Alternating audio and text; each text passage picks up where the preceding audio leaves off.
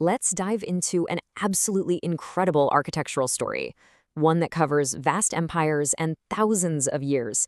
We're not looking at three separate styles here. No, we're talking about a single, interconnected family tree of design that gave us some of the most breathtaking buildings on the entire planet. So this is really the core idea to hang on to. These traditions aren't happening in a vacuum. You got to think of them like relatives, sharing a bit of architectural DNA, influencing each other and creating this shared heritage that's still unique to each region. Each one is building on what came before while adding its own spark of genius to the mix. And that's the big question, right? The central mystery we're going to unravel today. It's this amazing story of ideas traveling along the Silk Road, of empires rising and falling, and of builders who, somehow, turned math and faith into stone, brick, and tile. So, let's jump in and follow the journey. Okay, so our story kicks off in Iran, or, ancient Persia. This is the first leg of our architectural relay race. You can think of Persian architecture as the foundational blueprint, kind of like the original source code that set up all the core elements and this passion for grandeur and mind-blowing detail. And wow, this blueprint has some seriously deep roots. I mean, we're talking about this continuous evolution from ancient mud brick ziggurats through the massive palaces of Persepolis, all the way to the Sasanian period, where they solved this huge architectural puzzle. How do you put a round dome perfectly onto a square room? That was a total game changer. And then, with the arrival of Islam, all these traditions were taken and refined into the masterpieces we know today. Now, if there's one word you take away from this first part, it has to be the Iwan. This grand vaulted hall is a signature of Persian design. It acts as this monumental entrance, a gateway to knowledge or to the divine, and it's a piece of that architectural DNA that we're going to see get passed down through this entire family. So Persia didn't just build amazing structures. It created a whole vocabulary of design. You've got the majestic double-shell dome, those meticulously planned paradise gardens, the dazzling tilework, and those incredible honeycomb-like Muqarnas vaults. These were the enduring gifts, right? This was the baton of ideas that Persia passed on. All right, let's grab that baton and head to the second runner in our relay, Central Asia. This place is the crossroads of civilizations, the absolute heart of the Silk Road. And here, those Persian ideas, they didn't just get copied. They got supercharged with this monumental ambition and fused with local traditions. And this is where things get really cool. You see this direct line from a nomadic past to imperial grandeur. I mean, the circular domed shape of the yurt, the portable home of Turkic nomads, was literally transformed into these massive permanent symbols of power. That's the key right there. A culture's nomadic identity cemented into its imperial architecture. Just a brilliant fusion of two worlds, the mobile and the monumental. And who was behind this massive explosion of scale? Well, that would be the Timurid dynasty. They were the patrons who took the architectural language that was already there and used it to build entire cities that were just designed to awe and inspire everyone, with Samarkand as their glittering capital. Just try to picture it for a second. Imagine you're standing in Samarkand or Bukhara. What do you see?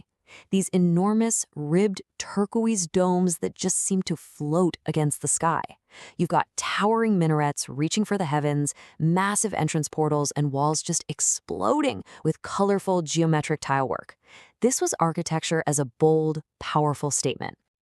And that brings us to the final leg of our relay, which takes us to Anatolia and the rise of the Ottoman Empire. This is where all the threads come together. Turkish architects, they became absolute masters of synthesis, blending the traditions they brought with them from the East with the powerful architectural legacy they found waiting for them in the West. And the most significant piece of that legacy was this building right here, Hagia Sophia. I mean, think about it. It was completed almost 1,000 years before the Ottomans even conquered Constantinople. Its enormous central dome was an engineering marvel that was both a challenge and an inspiration. Ottoman architects looked at this and basically thought, okay, we can do that and we can perfect it. So here's how that synthesis really worked. It's like they were expert chefs. They took the massive central dome from Byzantine architecture, combined it with the ornate tilework tradition from Persia, and perfected it with their own Iznik tiles. And then they expanded on the Seljuk idea of integrated mosque complexes to create something uniquely their own. And that unique creation was the Kuliya. This thing was not just a mosque. It was a self-contained social and religious center, a city within a city, You have the mosque at its heart, but it was surrounded by everything a community needed: schools, hospitals, kitchens for the poor, public baths, the whole shebang.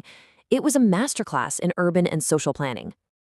Now, if this whole architectural story has a main character, a final boss, it has to be Mimar Sinan. As the chief architect for the Ottoman Empire at its absolute peak, he took all of these influences and synthesized them into buildings of just perfect harmony, light, and spiritual grandeur. He really was the master builder. And what's so amazing is you can literally watch his genius develop through his work. He actually called the beautiful Shehzade Mosque his apprentice piece. Then the vast and perfectly proportioned Suleymaniye Mosque in Istanbul, that was his journeyman work. And finally, the Selimiye Mosque, with a dome that actually surpassed Hagia Sophia, well, that was his masterpiece. It's just an incredible story of artistic evolution. So let's step back for a second. We've traced this incredible family story all the way from Persia through Central Asia and to Turkey, and what we see isn't three separate styles, but one grand conversation happening across centuries, a shared heritage that created some of the most inspiring spaces ever built by human hands. And to wrap it up, each culture really left its own unmistakable signature, right? Iran gave us that intricate detail and the concept of the paradise garden on Earth. Central Asia gave the world that breathtaking scale and those signature turquoise domes. And Turkey perfected the harmonious central dome and the incredible socially integrated Kuliye complex. And the story doesn't even stop there. The influence of this family just exploded across the globe. Its architectural DNA spread everywhere, shaping the design of iconic buildings from the Taj Mahal in Mughal India to structures all across Islamic Spain and the Balkans. Its impact is truly global. What's really remarkable, though, is that this story, well, it's not over. The principles of symmetry, the use of domes, courtyards, those intricate geometric patterns, they continue to inspire architects today. This ancient DNA is constantly evolving, blending thousands of years of tradition with the materials and needs of the 21st century. And that kind of leaves us with one last big thought. As you go about your day, just look at the buildings around you. How do you see these ancient ideas of harmony, of paradise, of community? How are they reflected in the world that we are still building? The legacy of this architectural family is all around us, if we just know where to look.